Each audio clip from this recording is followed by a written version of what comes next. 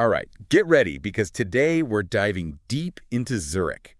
For those dreaming of that first European adventure, we're going to break down how to make it unforgettable.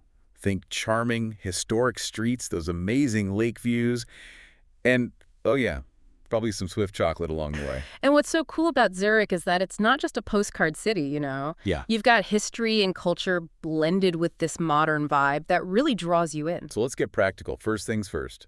You fly into Zurich Airport, right? Exactly. And Zurich Airport is really well connected. Just a quick 10-kilometer train ride, and you're in the city center. I've heard those Swiss trains are something else. Oh, they're not just something else. They're like clockwork. Clean, efficient, always on time. You get your ticket right there at the airport station, and boom, 10 minutes later, you're in the heart of Zurich. Easy peasy. So we've landed. We're in the city. Where do we head first? I'm thinking we got to hit that old town I keep hearing about. You read my mind. The Altstadt, as they call it, is a must-see. Imagine cobblestone streets, buildings from centuries ago, little shops tucked everywhere, and cafes spilling out onto the sidewalks. All right, you've sold me. But with so much to see, where do you even start? Here's a tip. Get lost. Seriously, just wander those streets. You'll find hidden courtyards, those unique little shops, amazing architecture. That's the beauty of the old town. Always a surprise around the corner. Love that. But I do have a soft spot for landmarks, especially ones with a story behind them. Anything in the old town fit that description. Definitely. You can't miss St. Peter's Church, one of the oldest churches in Zurich, plus it has the biggest clock face in all of Europe. Seriously? Seriously, a clock face so huge you can basically see it from across town. Okay, got to see that. Already picturing myself trying to figure out the time on that thing. And just a quick walk from St. Peter's is the Frauenmünster Church. Now, even if you're not really into churches, trust me on this one. The Frauenmünster has these incredible stained glass windows designed by Marc Chagall. Chagall, the famous artist. The one and only. The way the light shines through those colors, it's mesmerizing. A true work of art. Okay, so we've wandered the streets, seen a giant clock, been blown away by Chagall windows. What's next on our Zurich adventure? All that walking's got to make you hungry, right? Definitely. And what about that Swiss chocolate I've heard so much about? Let's just say your sweet tooth is in for a treat. But before we get to that, how about a little break by the water? Water, you mean? Lake Zurich, of course. The Limmat River flowing through the city, it empties into this stunning lake surrounded by the Alps. It's the perfect spot to relax and take in the scenery. Okay, I'm picturing it now. Sitting by the lake, sipping coffee, those snow-capped mountains in the background. And maybe a boat cruise? They've got all kinds, quick sightseeing ones or longer trips further out on the lake. You could even stop off at a cute little village and explore. That sounds amazing. This is starting to feel like a real fairy tale trip. Just wait, we're just getting started. All right, so we've covered the old town, the churches, a lake, even a boat ride. What else does this magical city have in store for us? Well, I hear you have a bit of a thing for art museums. Who, me? Never. Okay, you got me. I do love a good museum, and I've heard Zurich has some good ones. Oh, yeah, definitely. If you're into modern and contemporary art, the Kunsthaus Zurich is a can't miss. They've got Picasso, Warhol, even some Monet. Okay, that's go on the list. Yeah. What about something maybe a little off the beaten path? For something truly unique, there's the Rietberg Museum. It's dedicated to non-European art and culture. You're talking ancient stuff from Asia, masks from Africa, sculptures from the Americas. It's a whole world tour without leaving Zurich. Wow. That sounds incredible. I love exploring different cultures. And of course, we can't forget the Swiss National Museum. It's the spot to dive deep into Swiss history and culture. You'll see traditional costumes, antique clocks. You'll even learn about Switzerland's famous neutrality. My head is spinning with all these amazing options. But realistically, we can't spend the whole trip in museums, right? Of course not. Gotta fuel all that exploring with some amazing food. And trust me, Zurich will not disappoint. Okay, let's talk food. I am ready to try some authentic Swiss cuisine. Get ready for some cheesy goodness. Cheesy goodness. Tell me more. Okay, you said cheesy goodness. I'm intrigued. What kind of cheesy goodness are we talking about here in Zurich? Well, you absolutely cannot go to Switzerland without trying fondue. It's basically this pot of melted cheese, usually Gruyere or Emmental, and they keep it warm over a burner, and you dip bread into it. So warm, gooey, perfect for sharing. That does sound like a dream come true. Any other cheesy delights we should be on the lookout for? Oh, definitely. If you're feeling a bit more adventurous, try raclette. So picture a giant wheel of cheese.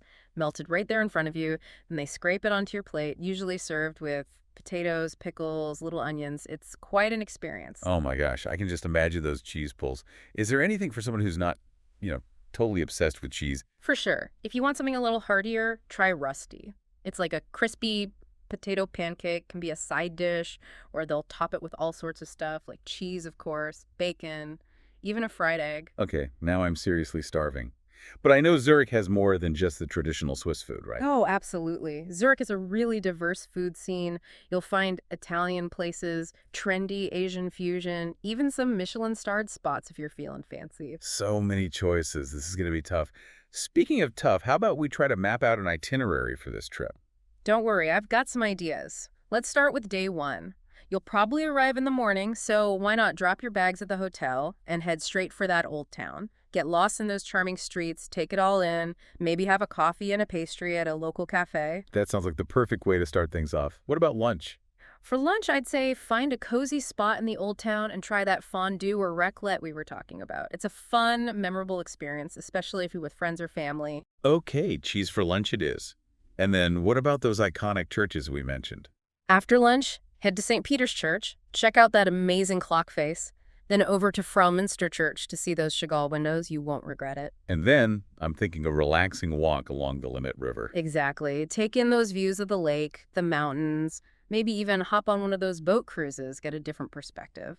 And for dinner, why not find a restaurant with a great view?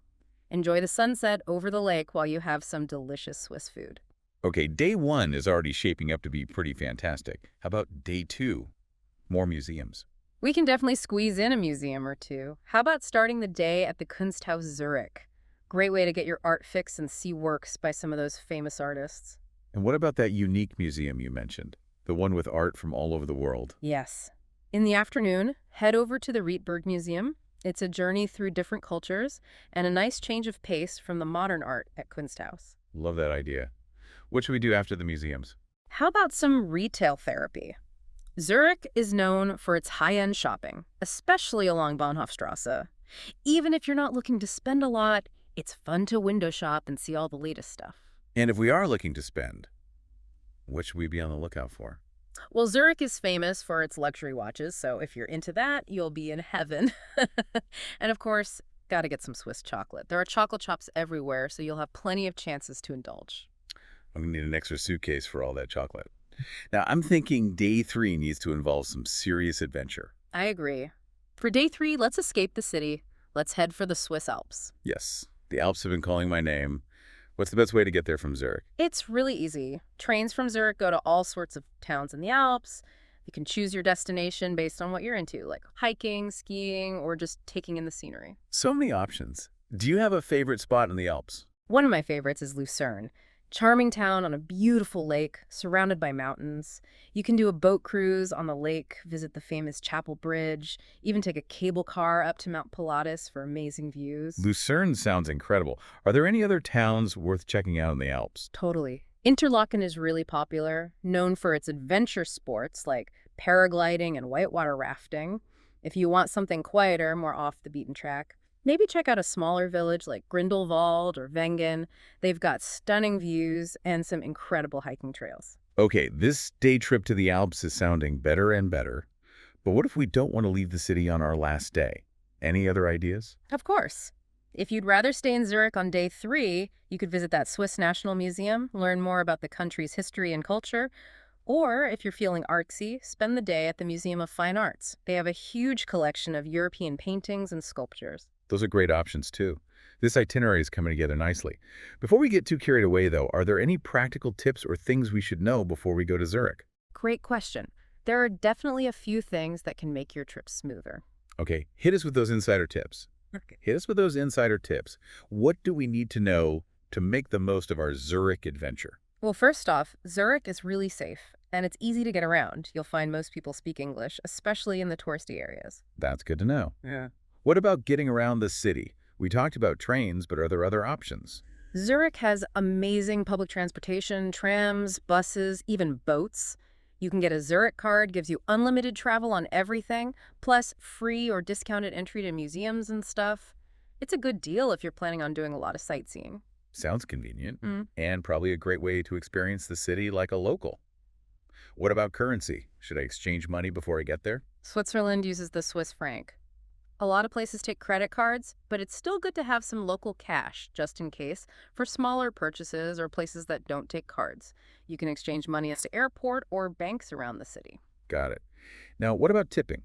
Is that customary in Zurich? Tipping isn't as big a deal in Switzerland as in some other countries. Service charges are usually included in the bill at restaurants. But hey, if you get amazing service, a small tip is always appreciated. Okay, good to know. Any other cultural things we should be aware of? The Swiss are known for being punctual and polite.